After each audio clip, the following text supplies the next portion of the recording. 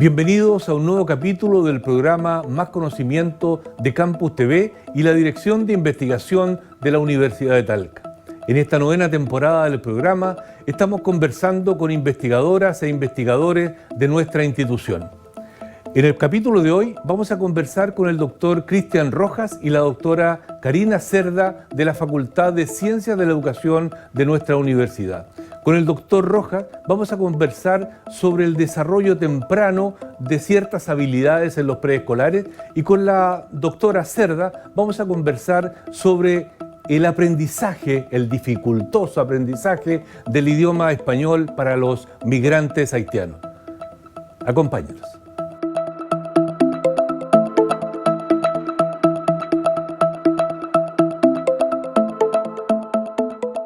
Estimados telespectadores, el desarrollo de habilidades cognitivas como la fluidez verbal, el pensamiento flexible, la planificación, permite enfrentar desafíos en las personas, por cierto, de mejor manera.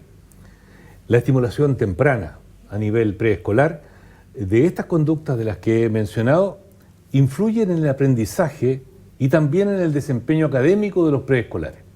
Para conversar sobre estas temáticas, vamos a entrevistar al profesor doctor Cristian Rojas. Él es decano de la Facultad de Ciencias de la Educación de nuestra universidad. Gracias, Cristian, por aceptar nuestra invitación. Muchas gracias, encantado de estar en este espacio contigo. Gracias. Cristian, en el ámbito de la educación preescolar, ¿cuánta importancia tiene la estimulación temprana en el desarrollo, en la cognición de las personas? Bueno, yo creo que hoy en día podemos hablar con bastante seguridad de que hay evidencia contundente de que los primeros años, la primera infancia, nosotros técnicamente hablamos entre los 0 a 8 años aproximadamente, suceden aspectos claves de lo que va a ser el desarrollo de la persona y por tanto es un momento clave para hacer una adecuada estimulación en todas las dimensiones. Yo creo que eso es algo importante. Primero, tener claro que es una edad importante, que van a ser las bases para lo que es el desarrollo de los jóvenes, del adulto mayor. Pero también no hay que olvidar que el ser humano tiene distintas dimensiones y quizás el sistema escolar más tradicional se preocupa del área más bien cognitiva, de la parte más académico, sí, del razonamiento, del pensamiento, y a veces deja un poco en segundo nivel lo que es el área socioemocional, el área psicomotora, y por tanto esos aspectos son también determinantes desarrollarlos tempranamente porque evidentemente un ser humano es integral y necesita que todas sus dimensiones se vayan desarrollando de manera óptima, cosa que efectivamente cuando llegue a etapas superiores efectivamente pueda generar su máxima potencialidad, que es lo que todos queremos, finalmente. En algún texto tuyo, en alguna publicación, observé que se habla de funciones ejecutivas. ¿Qué se entiende por una función ejecutiva? Sí, bueno, es un concepto que surge de la neurociencia y específicamente se logran detectar que en la parte del lóbulo prefrontal, en la parte de acá, de nuestro cerebro, tenemos localizadas estas llamadas funciones ejecutivas. ¿Y qué son? Bueno, son un constructo multidimensional, es decir, varias habilidades con foco cognitivo están situados en esta parte de nuestro cerebro y esas habilidades funcionan por separado, pero también funcionan en conjunto, en una búsqueda de una meta, de un objetivo. Entonces ahí nos encontramos con habilidades que son súper cotidianas. El poner atención. Como por ejemplo. Claro, poner atención. Cuando uno pone atención cuando... Voy a partir desde que suena el despertador. Uno suena el despertador, inmediatamente focaliza su atención y tiene que hacer el esfuerzo de inhibir información y apagar el despertador, o el reloj hoy en día, o el celular, y si inmediatamente tiene que planifica qué es lo que tengo que hacer. Segunda función ejecutiva, la planificación. Pero por el momento que yo estoy trabajando, que estoy procesando información, eso se llama memoria de trabajo, que es la capacidad que tengo para procesar información que necesito elaborar. Y habitualmente esa memoria de trabajo que es determinante en el ser humano tú me frenas porque esto me apasiona, así que tú me puedes parar cuando quieras. quieras. Esa memoria parecía ser que una memoria muy de corto aliento, así, o sea, va sobre la marcha. Así es, así es. De hecho, como a nivel macro, los seres humanos tenemos como tres grandes memorias. Una memoria sensorial, que dura milisegundos, que es lo que nosotros vamos sintiendo durante todo el transcurso del día, pero esa información solamente nos sirve para detectar información, pero cuando no prestamos atención, esa información se fue, desapareció. Sería imposible que nosotros guardáramos toda la información. Y la memoria de trabajo, que es el segundo espacio, es donde ya cuando ponemos atención a algo, inmediatamente empezamos a ocupar nuestra memoria de trabajo, que es limitada. De hecho, se habla de 7 a 8, 9 chunks, unidades. Y por eso, y aquí te doy un ejemplo súper concreto que a todos nos va a hacer sentido, que cuando yo quiero aprenderme un número telefónico, busco estrategias de agruparlos y los agrupo en 2, da 3, cada uno tiene su forma y tanto así, y así lo incorporamos por una limitación que tenemos en nuestra memoria, que agrupamos la información y tanto así que nosotros guardamos esa información en nuestra memoria a largo plazo, que es el tercer espacio, con esos códigos. Por tanto, es muy probable que si yo te digo tu número telefónico en otra secuencia, a lo mejor no de 3 en 3, sino que a lo mejor de 2 en 2, probablemente no lo vas a reconocer y me vas a pedir, por favor, me lo puedes repetir lentamente porque tú ya codificaste la información de una forma distinta. Oye, es que esa experiencia, me río porque esa experiencia que acabas de mencionar del número telefónico, o también root, y te lo dicen en otra secuencia en la cual tú no estás acostumbrado, en otros bloques, permíteme. Exacto. Claro, porque uno codificó la información de una forma distinta. Y eso lo hacemos de manera automática. Y eso es lo interesante. Todos estos procesos cognitivos van pasando de manera automática. Y uno tiende, el ser humano, por un tema adaptativo, tiende a simplificar. Y por eso tiende a agrupar la información. Algo muy innato dentro del ser humano. Oye, y estas funciones ejecutivas, ¿qué importancia tienen a tu juicio en términos así generales? Y muy buena la pregunta, porque yo creo que eso justo nos va a ayudar a entender mejor la definición, que a lo mejor no ha quedado suficientemente clara. Porque hice referencia que se sitúa en un lóbulo prefrontal, que trabaja, son un conjunto de habilidades cognitivas que trabajan por separado, pero también en conjunto. Y lo que es en conjunto es el valor que tiene. Porque cuando yo trabajo la capacidad atencional, la capacidad de inhibir información, de procesar la información, de planificar, de flexibilizar la información, que son todas estas funciones ejecutivas distintas, cuando las trabajan todas por una misma meta, evidentemente estamos hablando de procesos cognitivos superiores. Por ejemplo, el aprender. Cuando yo quiero aprender, y aquí respondo un poco a tu pregunta, cuando yo quiero aprender, voy al colegio o incluso en una instancia informal, yo necesito que todas estas funciones ejecutivas trabajen en conjunto para que efectivamente yo logre una comprensión adecuada y logre el aprendizaje correcto. Y por eso es tan determinante, porque con un buen desarrollo de las funciones ejecutivas, en lo que nosotros estamos haciendo, en otras palabras, estamos preparando a una persona, a una mujer, a un hombre, a una niña, a un niño, a generar un mejor pensamiento, una mejor comprensión de la realidad y por tanto poder generar un mejor proceso de aprendizaje y adaptación a la vida cotidiana. Por tanto, si tú me dices dónde, bueno, la implicancia es directa. Si hablamos de niños y niñas, estamos hablando de rendimiento académico. O sea, efectivamente influye directamente en mi rendimiento académico cuando tengo un buen desarrollo de función ejecutiva o cuando tengo un descenso. Y ahí te doy un ejemplo súper concreto. Los niños con síndrome de déficit atencional con hiperactividad, por ejemplo, se ha detectado que sus funciones ejecutivas están más descendidas. Por tanto, evidentemente, ellos tienen más dificultades para lograr los aprendizajes y por eso muchas veces se ve acompañado este niño o niña con terapia psicológica o psiquiátrica o neurológica de acuerdo al diagnóstico. Según el caso. Exacto. Ahora, en ese mismo ámbito, pero viéndolo ahora desde el punto de vista como investigador tú, en esta temática, tú ya tienes varios proyectos, lo digo para los telespectadores, el profesor Rojas tiene varios proyectos que se llaman a nivel nacional Fondesit, que son de primer nivel, y tú en ese contexto, tú tienes alrededor de 4 proyectos en el tema. Por lo tanto, me gustaría saber, en el último tiempo, tal vez en el último proyecto, ¿ya? ¿Qué se está investigando? ¿Qué estás con quienes te ayuden? ¿Qué están investigando? Sí, bueno, yo creo que es súper justo partir de atrás para adelante en la pregunta.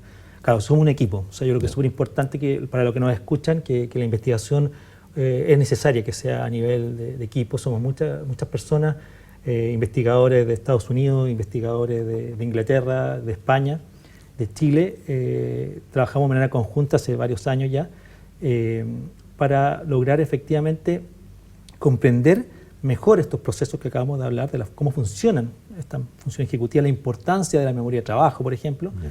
Pero al mismo tiempo, no solamente hemos trabajado ya desde el año 2000, para que no nos escucha se van a dar cuenta que ya llevo varios años en esto, estábamos tratando de comprender estos procesos, pero al mismo tiempo nos dimos cuenta que la evidencia muestra que la estimulación de estas funciones ejecutivas tiene que ser en un momento, hay momentos más adecuados que otros.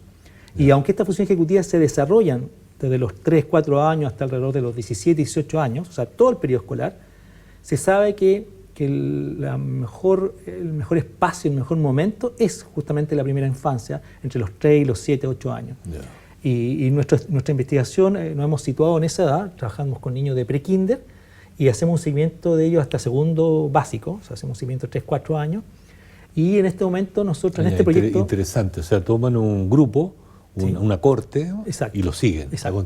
Claro, porque, y hay una nota importante, porque una cosa es que tú evalúes el impacto que generó una estimulación determinada. Nosotros hacemos una estimulación de 2, 3 meses en los colegios.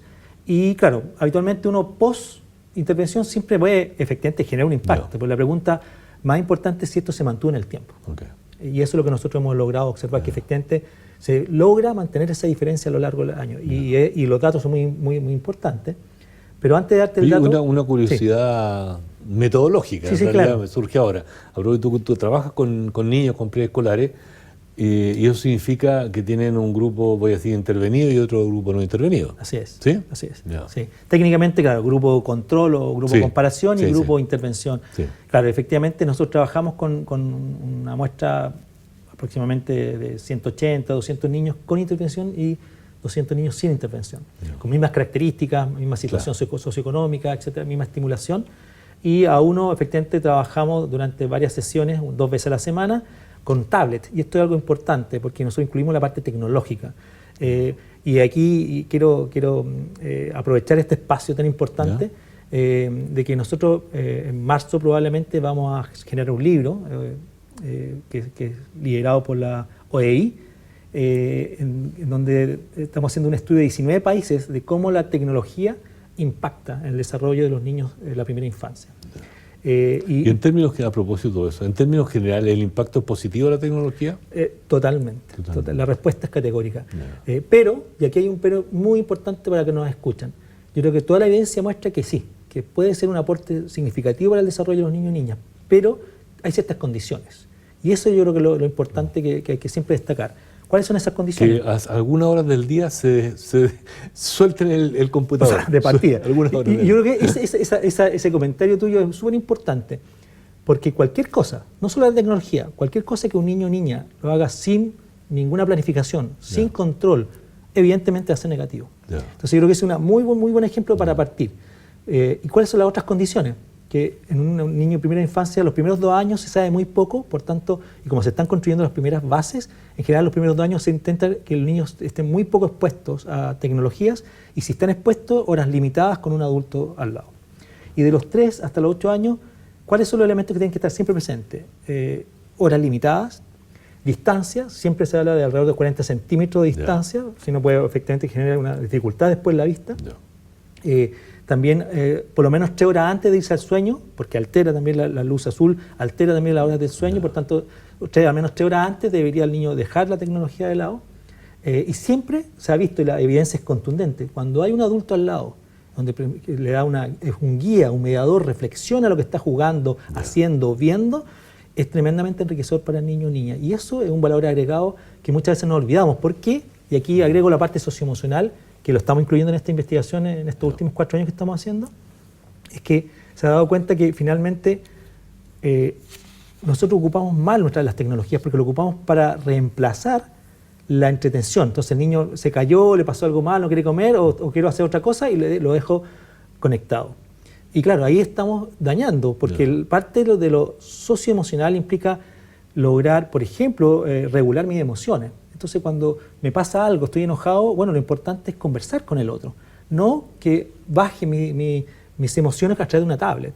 Entonces, él no está aprendiendo a regular, no está aprendiendo a conversar, no está aprendiendo a identificar emociones. Y eso es parte del error que nosotros, sin ser conscientes, lo hacemos, como muchas veces como padres. Y esa la investigación es contundente que sí es bueno, pero tiene que estar estas condiciones para que efectivamente genere un desarrollo. Y con esto termino la parte de las condiciones, es la importancia de generar objetivos claros. Y eso es parte también de la investigación. Nosotros, si queremos generar un impacto real, necesitamos ser sistemáticos, tenemos que tener objetivos claros, y para eso existen muchas apps que son educativas, es decir, que efectivamente tienen un objetivo pedagógico, que el niño a lo mejor va a jugar igual, a lo mejor va a haber un canal de YouTube igual, que son hoy en día el medio tecnológico que más usan los niños pequeños. Hoy en día ya no es como la generación de nosotros, que nosotros veíamos el canal que estaba disponible. Claro. No, hoy en día ellos eligen el programa que quieren ver, y lo pueden ver varias veces porque lo eligen libremente, o con un canal pagado, o simplemente con YouTube, que hay millones de videos disponibles para los niños, que obviamente implica un control de los adultos. Voy a hacer un paréntesis en la pauta que tengo, que hace pocos minutos mencionaste que tenías contactos con varios investigadores en distintas partes del mundo, asociados a los proyectos que desarrollas. ¿Cuánta importancia le das tú como investigador, y voy a decir también como decano, a esta colaboración internacional en el desarrollo de la investigación? Sí, bueno, yo creo que claro, tanto como, bueno, voy a partir como investigador. Como investigador yo creo que es determinante generar estas redes de apoyo, en donde hay una relación bidireccional, porque cada equipo tiene su historia, su reconocimiento, su especialidad. Ellos se han especializado en determinadas formas, y en la medida que empezamos a trabajar en red, obviamente hacemos sinergia, o sea, nos apoyamos mutuamente, y cada experiencia que han reconocido en cada país se va enriqueciendo el proceso, la problemática y por tanto las soluciones. Y podemos comparar, por ejemplo, cómo funciona este mismo juego, cómo funciona en Inglaterra, cómo funciona en Estados Unidos, cómo funciona en España. Y no se comporta igual, porque no todos los niños o niñas son iguales, y eso también es una premisa clave. Y en ese mismo contexto de las colaboraciones, una cosa es la colaboración internacional, pero adicionalmente, no sé si en el caso de ustedes ocurre, que participen de distintas especialidades o subespecialidades, porque veo que también hay bastante neuro en el tema, sí. ¿ya? Y entonces, ¿es importante eso también, en la interdisciplinaridad? Absolutamente. De hecho, hoy en día, y ahí hablo un poco como decano, nosotros estamos tratando de promover el concepto de macrofacultad, es decir, que donde ya distintas líneas de conocimiento se unen para un mismo objetivo. Y yo creo que eso es parte justamente de responder la pregunta que tú dices. Efectivamente, nosotros trabajamos con psiquiatras, trabajamos con neurólogos, trabajamos con psicólogos, trabajamos con pedagogos, con educadoras de párvulo, orientadores, es decir, trabajamos con distintas disciplinas, y efectivamente es la forma de generar un conocimiento de mayor complejidad. Y hay personas más vulnerables que otras en la sociedad, ¿verdad? Y en general, las personas socioculturalmente hablando, y que suma educacional allí, están, voy a decir, se ven más afectadas en distintos ámbitos que uno estudie, investigue. ¿Qué pasa en este ámbito del desarrollo preescolar? Bueno, tal cual, no es distinto.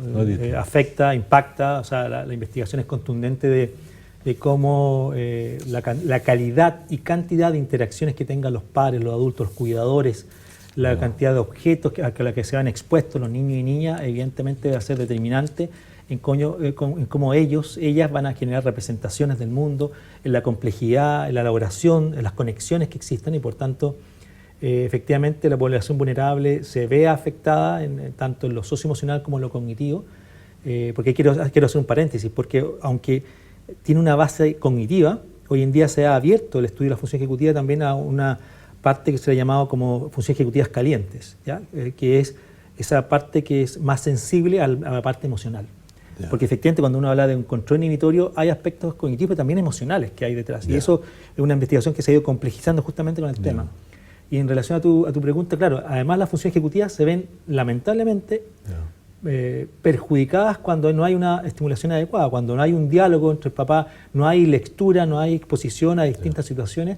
Y tanto así, y una cosa importante que los padres deben saber, es que lamentablemente los niños y niñas en Chile y en el mundo, antes de entrar a prekinder, ya se encuentran con un menor desarrollo de estas funciones ejecutivas en los sectores más vulnerables, cuando tienen menos oportunidades de esta estimulación que estamos hablando. Y si tú pudieses recomendarle algo a los telespectadores, alguna estrategia, algunos tips de cómo conseguir un mejor desarrollo psico, emocional y cognitivo, toda esa complejidad. La complejidad. Bueno, yo creo que partiría con algo bien básico, que va más allá de la investigación, que no nos olvidemos nunca que somos papás y mamás. Ese es nuestro rol clave. O sea, si queremos reemplazar ese rol por cuidadores, yo creo que es distinto. Yo creo que un papá y una mamá tiene una misión, tiene un amor incondicional, hay un apego, hay una relación. ¿Y eso qué significa? Eso significa en lo concreto que tenemos que ser capaces de hacer consciente que queremos que nuestro niño o niña tenga el mejor desarrollo, el desarrollo óptimo. Y eso significa que cuando tiene un problema el niño, no hay que dejarlo esperando, no hay que entretenerlo con una tablet o viendo televisión, sino que tengo que parar lo que estoy haciendo, escucharlo, conversar y ver qué le está pasando, qué le está sintiendo. Y ahí estoy haciendo un reconocimiento de emociones, le estoy generando identidad, estoy fortaleciendo su autoestima, un aspecto complejo de la autoestima, de la personalidad, pero al mismo tiempo, desde lo cognitivo, en la medida que yo, por ejemplo, le haga preguntas, y eso yo creo que los papás hay cosas muy, muy claves. El solo hecho que yo le haga una pregunta al niño o niña, ¿por qué piensas esto? ¿Cuál es tu hipótesis al respecto? ¿Por qué crees tú que va a suceder? ¿Qué va a suceder después que pase tal cosa?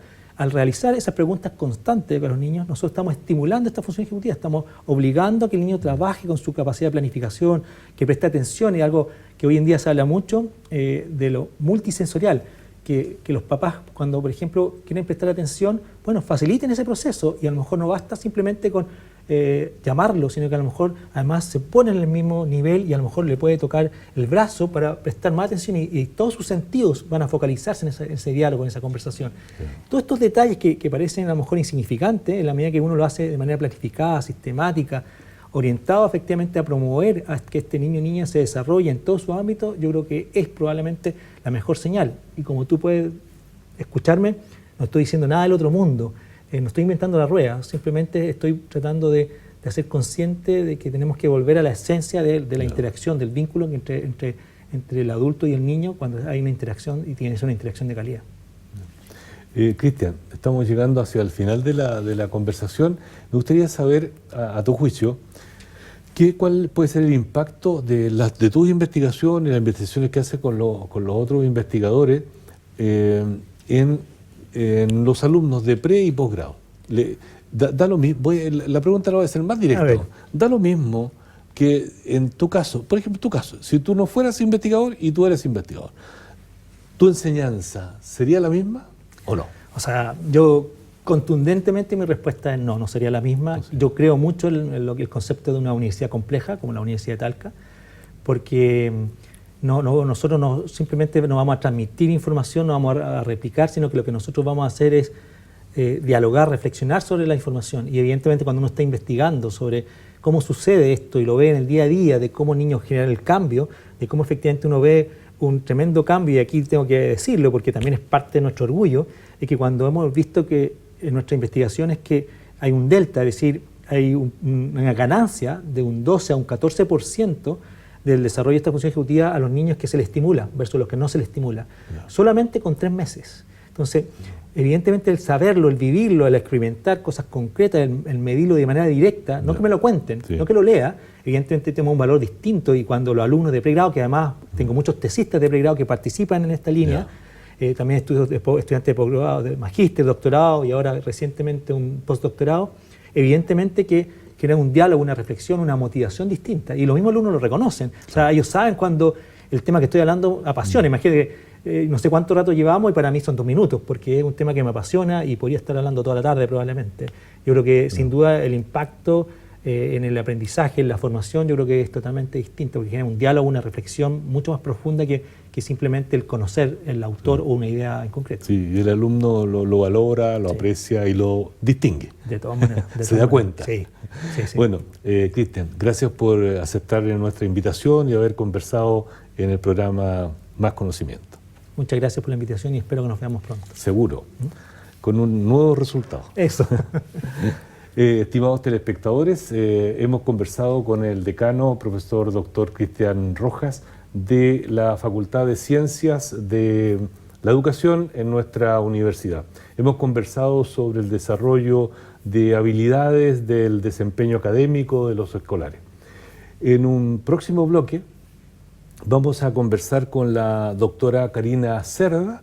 Ella también es de la misma Facultad de Ciencias de la Educación y con ella vamos a hablar del desarrollo del idioma español en niños y niñas migrantes haitianos. Espérenos, ya regresamos.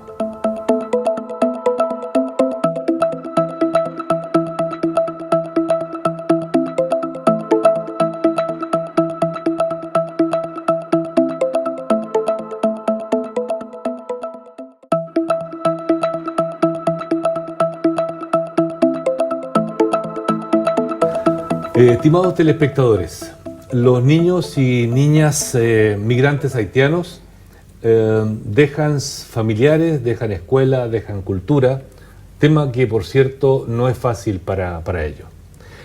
¿Cómo conocer el desarrollo del español en estos niños? Vamos a conversar para ello con la profesora Karina Cerda de la Facultad de Ciencias de la Educación de nuestra universidad. Karina, gracias por aceptar la invitación a Programa Más Conocimiento. Gracias por invitarme. Karina, los niños y niñas migrantes haitianos, como ya decía en la introducción, hacen esta migración y este cambio de idioma, ¿verdad? Ellos, su idioma nativo es el creolé haitiano y que es sin duda una tremenda dificultad. ¿Ya? ¿Cómo crees tú, cómo has visto que ellos enfrentan el español? A ver, yo creo que más que ellos enfrentarlo, nosotras en el proyecto en el que trabajo nos concentramos en cómo la escuela los recibe. ¿Ya? Y las herramientas que les proporciona la escuela chilena para aprender esta nueva lengua, que en el fondo es el medio de instrucción para adquirir conocimiento de la escuela chilena. Entonces, en ese sentido, lo que hemos observado es, y aquí voy a como al tiro poner los temas sobre la mesa, ausencia de políticas públicas para recibir a estos niños. No hay programas de español como lengua extranjera en las escuelas públicas chilenas. Ausencia de mención de estos niños en el currículum chileno, en las bases curriculares del Ministerio de Educación, incluso en las más actualizadas, en los documentos del Ministerio más actualizados, estos niños básicamente no existen. Es decir, no se pondera la posibilidad de que haya niños en la escuela chilena que no hablan castellano como lengua nativa. Y además de eso, claro, lo encuentran con muchísima dificultad porque también hay que pensar que muchos de estos niños son hijos de padres que no han sido escolarizados, es decir, padres que son analfabetos, porque también hay un mito respecto de las personas haitianas que hablan francés. Pero el francés... ¿Cómo es eso del mito que hablan francés? Más que mito, lo que pasa es que el francés es la lengua de instrucción en la escuela en Haití. Entonces las personas que asisten a la escuela, que van a la universidad, hablan francés. Pero esas son las personas que han recibido educación en Haití. Porque en el fondo la lengua que ellos hablan en la casa es el criollo haitiano, y las personas que van a la escuela además hablan francés, entonces son bilingües. De hecho, los niños haitianos que se escolarizaron en Haití son bilingües y llegan a Chile a aprender una tercera lengua. Pero también hay niños haitianos que no han ido a la escuela y que llegan a Chile. ¿Tiene algún nivel de información de qué porcentaje son los unos y los otros? ¿No? Hay muy poca información porque Haití es un país que sufre constantemente crisis políticas y sociales, entonces normalmente llegan ellos sin muchos documentos. De hecho, una de las grandes problemáticas asociadas a los niños haitianos es que en el sistema escolar nadie sabe, por ejemplo, en qué curso deberían ir, porque no llegan con sus registros, con sus notas. Entonces hay muy poquita información respecto de la trayectoria escolar de los niños haitianos y además... ¿Cómo lo hacen a propósito de eso, que al no llegar con documentos ¿Lo ubican por edades? Por edad. ¿Ah? Por edad, claro. Pero eso es, o sea, todos sabemos que eso no es realmente un indicador de la trayectoria escolar, porque puede ser un niño de 9 años que nunca ha ido al colegio, versus un niño que fue desde los 6 años al colegio. Es muy difícil. Y por lo demás, cuando los papás tampoco hablan nada de español, no hay forma de obtener más información. Es muy, muy complejo y pasa mucho que los niños, sobre todo en ambientes en que hay muy pocos niños haitianos, están básicamente aislados en las aulas. Hay colegios que tienen mediadores haitianos. Eso te iba a preguntar. Sí. Que si hay alguien que traduzca, alguien que haga acercamientos, Sí. ¿Cómo se maneja ese tema en una escuela? Bueno, como hay una ausencia de políticas públicas desde el Mineduc, es una cuestión discrecional. Cada colegio, y normalmente es en público, implementa sus propios programas. Hay colegios que lo que hacen es derivar a estos niños al PIE, que es un programa para niños que tienen problemas de aprendizaje, qué sé yo, algún trastorno asociado al espectro autista, por ejemplo, pero no es un programa para niños que lo que necesitan es aprender español como segunda lengua. Pero además hay colegios que tienen estos traductores o intérpretes pero, que no son especialistas en español, sino que más bien son personas haitianas que aprendieron español y que lo que hacen es mediar la cultura. Es decir, ayudarlo en cuestiones más bien como administrativas, así como cómo registrar al niño en el colegio. Pero supongo que no todos los colegios tienen ese mediador. No. Porque eso hay que financiarlo. Habría Exacto, y como no hay fondos, es discrecional y depende mucho también de la cantidad de niños haitianos que hay en el colegio, porque por ejemplo en Santiago hay colegios que tienen una alta cantidad de niños haitianos, entonces evidentemente ellos se tienen que hacer más cargo. Pero no sé, tengo colegas que conocen colegios, escuelas en Valdivia que tienen un niño haitiano, entonces evidentemente si hay solo un niño es muy probable que el colegio no tome medidas suficientes porque es muy minoritario el caso. Tú mencionabas hace unos minutos que el ámbito de la investigación va desde qué hace el colegio para, ¿verdad? Claro. Y en ese contexto, ¿cuáles son o las líneas de trabajo en el proyecto? En este proyecto en particular la idea es investigar sobre el desarrollo de la escritura de los niños haitianos, es decir, o sea, el desarrollo del español como segunda lengua, pero desde la escritura. Es decir, tomar una muestra de textos redactados por niños haitianos y ver en qué medida hay un avance respecto de cuando llegaron a Chile y empezaron a aprender español a, qué sé yo, por ejemplo, fin de año, por decir algo, por poner un periodo de tiempo. Estudiar la evolución durante un periodo de tiempo. Claro, la evolución de su desarrollo lingüístico en un periodo determinado. Ahora, eso también ha sido súper complejo por la pandemia. Y también porque, tal como decía anteriormente, es súper difícil, a ver, ¿cómo explicarlo? Los profesores de castellano en Chile están formados para enseñarle castellano a personas que ya hablan español desde pequeños, es decir, hablantes nativos de español. Estamos entrando en el terreno de cuáles son las dificultades que se presentan en definitiva. Claro. Entonces, las muestras que nosotros podemos obtener de los niños haitianos es de la enseñanza del español para ellos, pero como si fueran hablantes nativos, ¿te fijas? Entonces, no es que nosotros, por ejemplo, yo trabajo en una carrera de pedagogía en inglés, y los datos que yo obtengo de mis estudiantes vienen dados vienen desde aulas en que se les enseña el inglés como lengua extranjera. Pero a los niños haitianos nadie les enseña el español como lengua extranjera. Ellos como que colateralmente van aprendiendo, pero está dirigido toda la enseñanza al español. En el sistema escolar en Chile está orientada a personas que ya hablan español. Y ese es realmente el gran problema, porque en el fondo son necesidades distintas.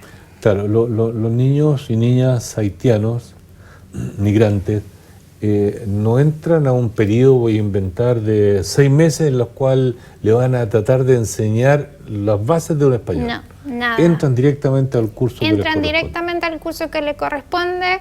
a las distintas disciplinas, matemáticas, español, inglés, y tienen que arreglárselas como puedan. Y se supone que el profesor de castellano es el que se tiene que hacer cargo de que desarrolle el español como segunda lengua, pero el profesor de castellano normalmente tiene 40 estudiantes más en el aula y no dan abasto a los profesores, o sea, no se pueden focalizar. Lo que ocurre en la práctica, al menos durante creo largo tiempo, es que el niño y niña no está entendiendo nada. Exacto. Eso es lo que suele suceder, y de hecho es tan dramático que, por ejemplo, en esta investigación se descubrió una niña que no me acuerdo si era sexto o séptimo básico, que no sabía escribir. Entonces lo que ella hacía era calcar o dibujar las letras que veía en los cuadernos de sus compañeros y como hacer un dibujo en el fondo de lo que ella pensaba que era una letra, pero ahí se descubrieron que en el fondo no se había alfabetizado en toda esa trayectoria. O sea, desde que entró al colegio hasta sexto básico nunca había aprendido a leer y a escribir. Y aparte de los aspectos cognitivos del aprendizaje, ¿cuál han visto ustedes que es la relación entre los niños y haitianos con sus compañeras chilenas?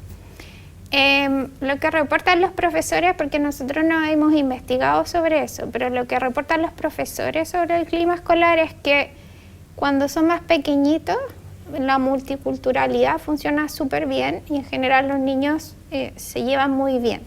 Pero a medida que, al parecer, ya en la educación secundaria, en el liceo, hay bastante discriminación hacia los niños haitianos. Y lo otro que está sucediendo es que hay colegios donde hay mayor concentración de niños haitianos, entonces se están formando colegios que son suerte de guetos. Y eso también es súper problemático porque me imagino que ahí hay tensiones étnicas también. Claro que sí. Ahora, el español que hablamos en Chile es un español con algunas variantes. ¿Crees tú que eso le cause alguna dificultad en el aprendizaje o pasa a ser un mal menor? Es que, y esto también es como un mito que hay sobre las lenguas. Nosotros hablamos una variedad del español que es distinta a la del español de Argentina, o de México, o de Ecuador. La velocidad del habla se supone que es un poquito mayor, pero yo también tengo formación en lingüística hispánica, entonces esto es como una gran batalla de lucha que tenemos los lingüistas. El español de Chile no es particularmente difícil. Lo que es particularmente difícil es aprender una segunda lengua sin ninguna herramienta y sin ningún apoyo. Eso para cualquier persona que hable cualquier primera lengua es difícil. Entonces yo creo que también hay que abandonar ese prejuicio de que los niños tienen problemas porque nuestro español es sumamente complejo o nuestra pronunciación tiene ciertas particularidades, porque la verdad es que en toda Latinoamérica hay diferencias dialectales y eso, o sea, uno viajando lo nota. Entonces no debería ser un problema per se, yo creo que es más una cuestión incidental. Yeah. De alguna manera ya me has dicho que el sistema escolar nuestro, por ahora, no está preparado para enfrentar de buena manera el aprendizaje del español en los niños y niñas haitianas, ¿verdad?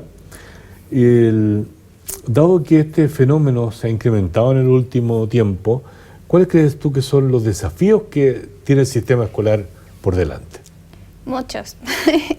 Algunos desafíos. Sí. A ver, en primer lugar, yo creo que así como de manera urgente implementar programas de desarrollo del español como segunda lengua en las escuelas públicas. Eso es crítico, urgente y sumamente necesario, sobre todo pensando que en pandemia muchos niños desertaron la escuela. Se supone que alrededor de un 40%, incluso ahora esos datos no son datos confiables porque es muy difícil recopilar datos sobre niños que básicamente desaparecieron. Puede que eso esté asociado también a un retorno también de muchos haitianos a su país. Puede ser. Y también, por otro lado, he sabido que hay movimientos entre los haitianos de ciudades y regiones incluso. Claro, y también el problema del acceso a Internet, porque, por ejemplo, en el Maule hay muchas personas haitianas que viven en zonas rurales y la conexión a Internet era muy intermitente, entonces puede ser también que se hayan desmotivado y simplemente no hayan asistido por problemas técnicos. Pero eso solo lo vamos a saber una vez que esto se termine, porque ahí vamos a tener realmente como el dato duro y confiable de lo que pasó con ellos.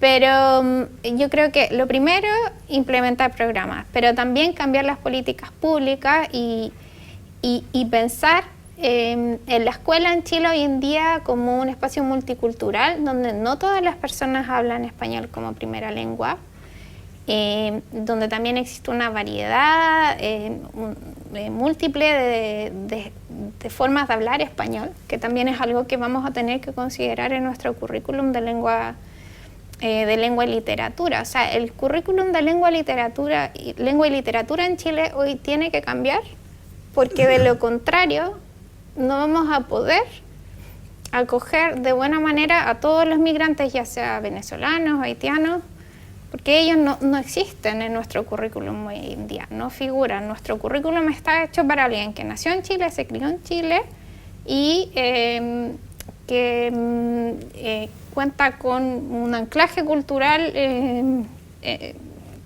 chileno. O sea, no hay nada que hable de otros en el currículum de lengua y literatura.